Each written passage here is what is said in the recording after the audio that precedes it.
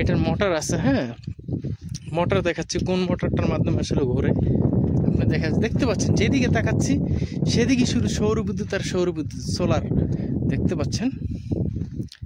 এই যে আপনার মোটরটা যে দেখতে পাচ্ছেন, এই মোটরটার মাধ্যমে আসলে ঘোরে। হ্যাঁ, এই যে মোটরটা, এই হলো মোটর, এই মোটরের মেন এইটা।